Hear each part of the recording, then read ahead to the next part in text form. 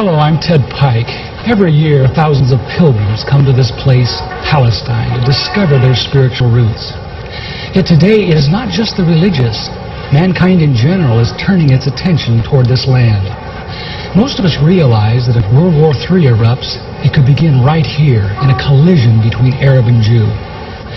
What are the causes of this conflict between Arab and Jew? A conflict which never seems to go away.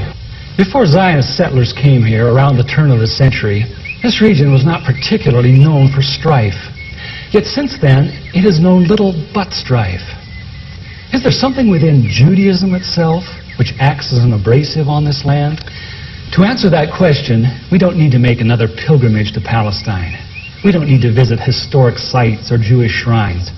Instead, since Judaism is very much a religion of its literature, we need to go where its most sacred teachings are preserved.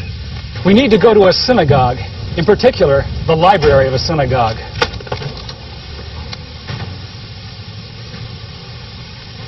In every synagogue library, we find hundreds of books, but there are a few which tower above the rest in authority. These include the Encyclopedia Judaica, the Universal Jewish Encyclopedia, the Jewish Encyclopedia. In the oldest of these, the Jewish Encyclopedia, we encounter fascinating new perspectives on the inner teachings of Judaism, perspectives which are well known to most religious Jews, but unknown to Christians. Most Christians believe that the Judaism of the Old Testament is very similar to Judaism today. Yet the Jewish Encyclopedia, in its article on Judaism, says modern Judaism and the Judaism of the Old Testament are very different. It says that after Nebuchadnezzar conquered Judah in the 6th century B.C. and led the Jews to distant Babylon, the Jews were faced with challenges to their faith they had never before experienced. Ever since the time of Solomon, the religion of Israel had centered around the magnificent temple in Jerusalem with its sacrifices and rituals. The question now became, how could one be a true Jew in a very foreign, even hostile environment? The need arose for a certain class of lay priests, called scribes or sopherim, to interpret the law in this new setting and make it workable. In time, these scribes became what the New Testament calls the scribes and Pharisees, the greatest legal authorities of Israel for all ages. The Pharisees said there were really two inspired revelations to the Jews. There was the written law of Moses, received atop Sinai, but there was also the oral tradition, acquired by 70 elders, who came to the base of the mountain, but were forbidden to proceed farther. The Pharisees said that these 70 elders, or Sanhedrin, received a much more extensive and profound revelation than Moses, a revelation which was never written down, yet took precedent over the written law. When Jesus came on the scene, his reaction was to bitterly denounce this counterfeit tradition. Christ said the Pharisees, by their tradition, had made the law of God of none effect. He considered the Pharisees the most dangerous leadership Israel ever had. In 70 AD, Jerusalem was destroyed by the Romans. Although Jewish sects such as the Sadducees now disappeared, the Pharisees emerged with even greater power over the Jewish people. The Jewish Encyclopedia describes the new role of the Pharisees. With the destruction of the temple, the Sadducees disappeared altogether, leaving the regulation of all Jewish affairs in the hands of the Pharisees. Henceforth, Jewish life was regulated by the Pharisees. The whole history of Judaism was reconstructed from the Pharisaic point of view. Pharisaism shaped the character of Judaism and the life and thought of the Jew for all of the future. In 135 AD, all Jews were expelled from Palestine. The Pharisees led most Palestinian Jews in a mass migration back to Babylon. The majority of Jews were already in Babylon and had been since the time of Nebuchadnezzar 600 years earlier. Yet around 140 AD, Babylon became the acknowledged land of refuge for world Jewry. For another 1,000 years, Judaism flourished in Babylon under the leadership of the Pharisees. Great academies of the rabbis were established and thousands of new laws formulated. There, those same Pharisees who killed Jesus Christ remain the undisputed rulers of Judaism. In Babylon, the Pharisees codified their oral traditions into the Babylonian Talmud, the written form of that oral tradition which Jesus so bitterly rebuked. The Talmud reveals how deep was Israel's apostasy. In her beginning, God gave the Hebrews the loftiest, the most upright literature and ethics the world has ever known. Yet when they turned their backs on Him, they produced the Talmud, a work which has aptly been called a monument to human folly. The Talmud also helps us understand the basis for Christ's unflattering descriptions of the Pharisees. Jesus described the Pharisees as hypocrites, children of hell, blind guides, whited sepulchres, full of dead men's bones. He even described the Pharisees as children of their father the devil, a murderer from the beginning. The Talmud confirms Christ's words.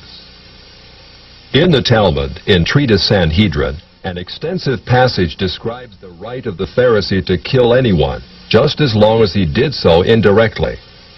As one of dozens of examples, the Talmud tells us that if one bound his neighbor and he died of starvation, he is not liable to execution.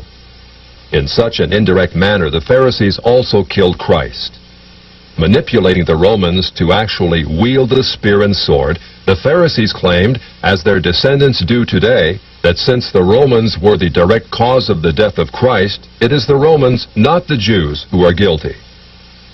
Christ also called the Pharisees adulterers, an adulterous generation. The Talmud provides generous loopholes for adultery.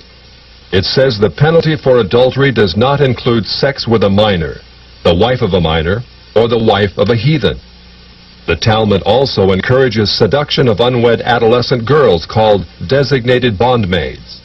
But it's important how such rapes are performed. With the designated bondmaid, one is guilty only in the case of natural connection, but not in the case of perverse connection. The Pharisees reasoned that rape in a perverted manner is outside the jurisdiction of the law. Normal rape, however, was punishable. In Babylon, sexual perversion of every kind had been a way of life for millenniums. The Pharisees were deeply influenced by such practices. In 3 of the major treatises of the Talmud are found extensive passages which give legal endorsement to seduce and marry 3-year-old baby girls.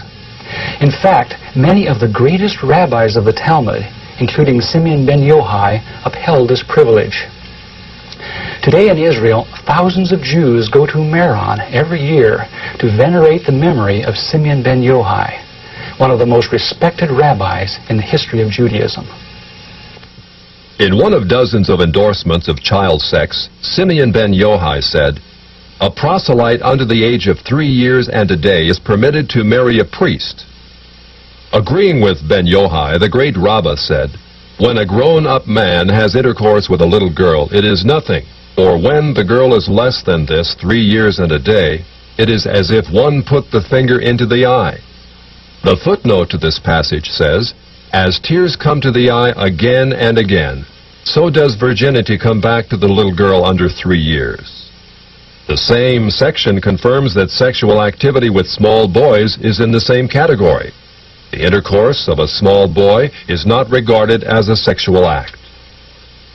In addition to adulterers, Christ, in the story of the Good Samaritan, portrayed the Pharisees as racial bigots, too self-righteous to respond to the suffering of one who was not a Jew. It is true, because of the wickedness of the Canaanites, which included sodomy and infant sacrifice, Israel had been commanded by God to be harsh in her treatment of the inhabitants of the land. God made it clear that the Canaanites were not simply to be avoided, but destroyed. By the time of the New Testament, this method of preserving God's kingdom by separation and the sword had become obsolete. God no longer made a racial difference between men. But the Pharisees were unfazed by God's new agenda. The Talmud was finally written down nearly 5 centuries after Christ, yet its critical, even homicidal attitudes toward Gentiles might have been lifted out of the book of Joshua.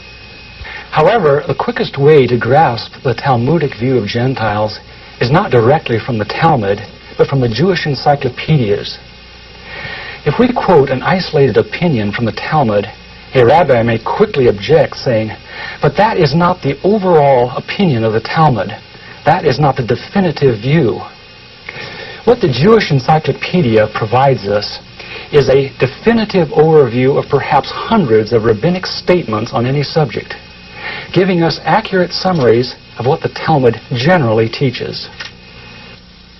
In its article on Gentiles, the Jewish Encyclopedia begins to define what makes a Jew so different from a Gentile.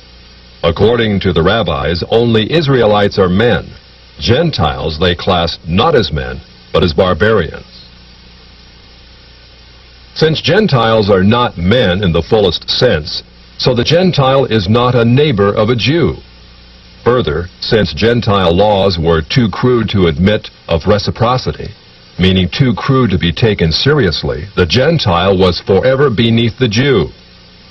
Gentiles were outlawed by God from the beginning, and thus had no property rights. The Almighty offered the Torah to the Gentile nations also, but since they refused to accept it, He withdrew His shining legal protection from them and transferred their property rights to Israel, who observed His law. Since the Talmud outlawed the child, or issue of a Gentile, as that of a beast, a Gentile had as little legal rights in a Jewish court as did an animal. The Talmud states that if a Gentile sue an Israelite, the verdict is for the defendant, the Israelite. Conversely, if the Israelite is the plaintiff, he obtains full damages. Because the Talmud conspires against Gentiles, if a Jew was ever caught telling a Gentile what the Talmud really says, such a person deserves death. So vile was the nature of a Gentile that the great Simeon ben Yohai said, "The best among the Gentiles deserves to be killed. The best of snakes ought to have its head crushed." Jews, however, are exalted beings in the Talmud, worthy of praise. Christ described the Pharisee who blessed himself, saying, "I thank thee, Lord, that I am not as other men." An eminent Talmudic rabbi says the same. "Blessed be thou, who hast not made me a goy, or Gentile." There is a special antagonism between the Talmud and Jesus. The Talmud attacks him everywhere it can, even his mother. Mary, the Talmud says, was a whore who mated with carpenters. She who was the descendant of princes and governors played the harlot with carpenters. It naturally followed that the scribes declared Christ to be a bastard. In its article on Jesus, the Jewish Encyclopedia says that Jewish writings defame Christ. It is the tendency of all these sources to belittle the person of Jesus by ascribing to him illegitimate birth, magic, and a shameful death. Jesus, according to this article, was considered one of the three worst enemies of Judaism who came to an ignoble end. The Talmud says they subjected him to 4 deaths: stoning, burning, decapitation, and strangling. The Talmud also says he is now in hell, punished with boiling hot excrement. What is Christ's advice as he speaks to us out of hell? The Jewish Encyclopedia quotes Jesus as telling us above all to bless the Jews.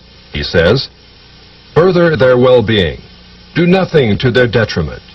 Whoever touches them touches even the apple of his eye."